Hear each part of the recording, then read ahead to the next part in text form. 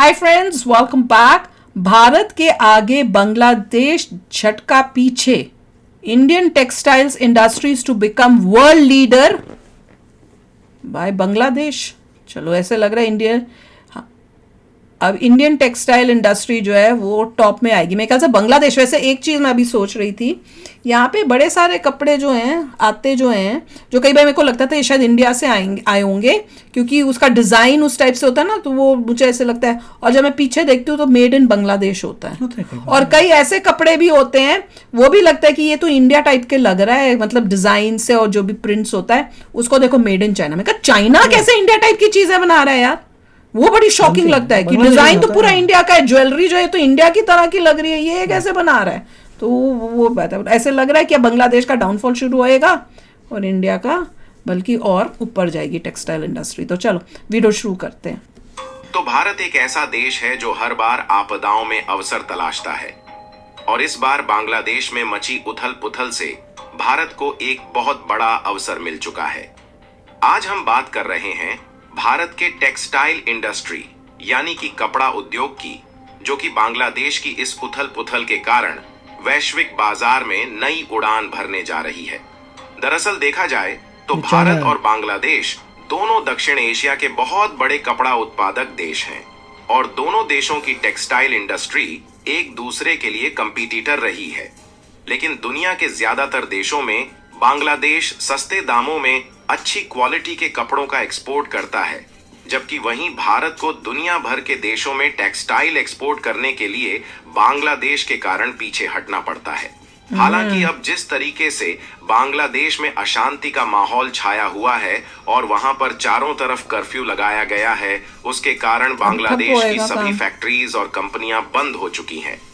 और इसी बीच बांग्लादेश में आपदा के कारण भारत की टेक्सटाइल इंडस्ट्री को अवसर मिल गया है, जिससे भारत की टेक्सटाइल इंडस्ट्री एक नए तरीके से उन देशों के एक्सपोर्ट मार्केट में अपना दबदबा बनाने जा रही है जहां पर अभी तक बांग्लादेश ने कब्जा कर रखा था। पूरी अपडेट क्या है इस वीडियो में समझते हैं, लेकिन आगे बढ़ने से पहले भारत ने एक बार फिर से आपदा में अवसर तलाश लिया है। उसके लिए वीडियो को एक लाइक करके चैनल को सब्सक्राइब जरूर कर लीजिए, क्योंकि यह आपके लिए 1 सेकंड का काम है, लेकिन इससे हमारी काफी बड़ी मदद होती है। दरअसल हाल ही में खबर निकल कर आ रही है कि बांग्लादेश में जो मेजर जियोपॉलिटिक्स परिवर्तन हुआ है, इससे भारत की टेक्सटाइल इंडस्ट्री को दुनिया भर के देशों में अपना वर्चस्व बनाने का एक नया मौका मिल चुका है। देखिए, यह बात पहले ही क्लियर कर दें कि हम कभी भी भारत के किसी भी पड़ोसी देश में इस तरीके के जियोपॉलिटिक्स परिवर्तन को अच्छा नहीं कहते और इसे रोका भी नहीं जा सकता। लेकिन वाकई में इस बार बांग्लादेश में जो घटनाएं घटित हुई हैं, उससे भारत को टेक्सटाइल इंडस्ट्री में बहुत ही ज्यादा फायदा होने जा रहा है, क्योंकि आज बढ़ते फैशन के दौर में कपड़े की डिमांड दिन पर दिन बढ़ती जा रही है, और इसकी जो खपत है वह तेजी से बढ़ रही है। और दुनिया के जो ज्यादातर देश हैं, वह कपड़े के मामले में भारत और बांग्लादेश पर अपनी निर्भरता बनाए हुए हैं। और देखा जाए तो आज के समय में साउथ एशिया में भारत और बांग्लादेश दो ही ऐसे देश हैं जो अपनी टेक्सटाइल इंडस्ट्री को दिन पर दिन इंक्रीज कर रहे हैं। यहाँ तक कि अमेरिकी बाजार भी दोनों देशों के लिए महत्वपूर्ण है, क्योंकि इन देशों में भारत में तैयार किए गए कपड़े, वस्त्र और बुने हुए कपड़े की काफी मांग रहती है।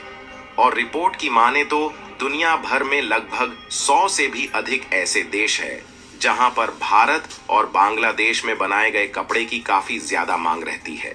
लेकिन जितने भी देशों में टेक्सटाइल का एक्सपोर्ट किया जाता है, उसमें बांग्लादेश भारत से कहीं आगे है। देखा, तभी तो मैं कह रही हूं मोस्टली बांग्लादेश ज्यादा दिखता था कपड़े। कि बांग्लादेश भारत से छोटा देश होते हुए भी दुनिया के top textile producer and exporter वाले लीडिंग देशों में गिना जाता है। और बांग्लादेश दुनिया भर में टेक्सटाइल के एक्सपोर्ट मार्केट पर कब्जा इसलिए किए हुए है क्योंकि बांग्लादेश में जो टेक्सटाइल इंडस्ट्रीज हैं, उनमें कपड़े के उत्पादन के लिए बहुत कम श्रम लागत लगती है।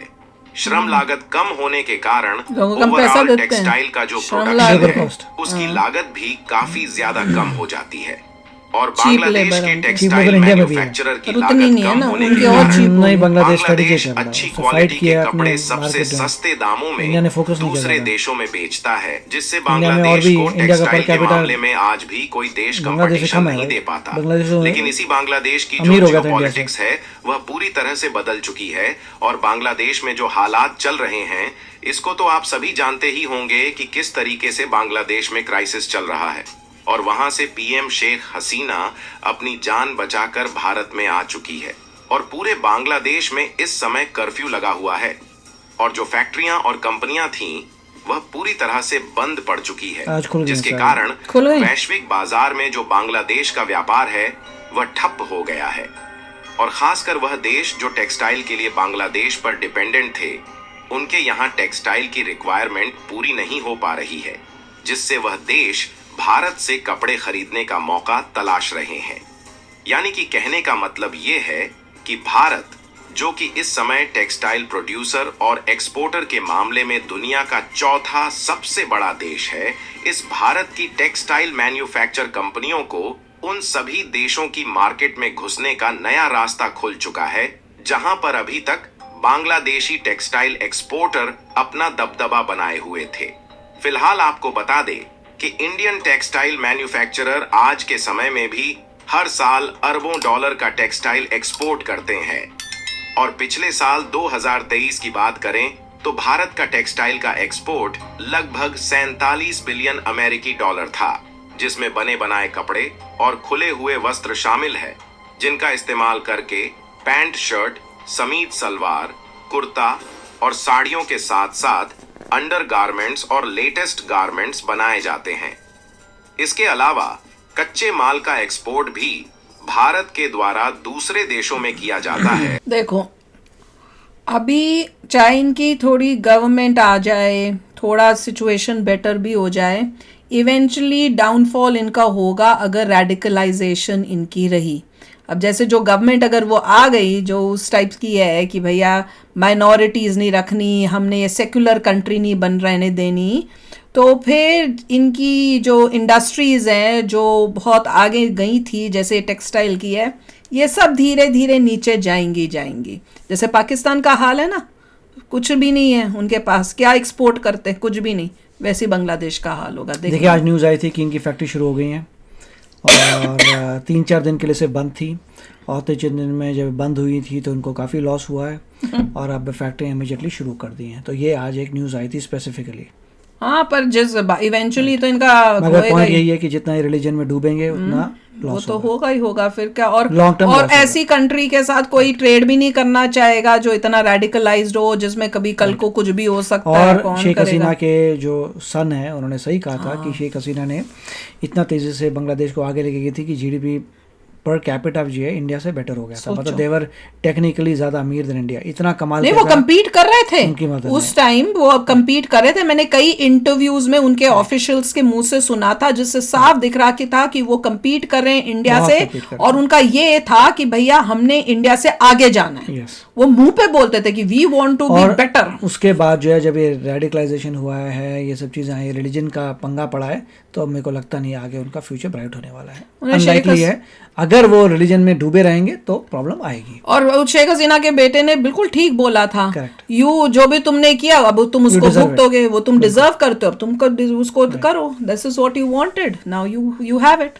तो वही तो बोला उन्होंने, बहुत अच्छी बात बोली। जो वही कहते हैं ना, सोच समझ के काम करना चाहिए। देश का क्या हाल होगा वो आगे देख ही लेंगे बांग्लादेश का।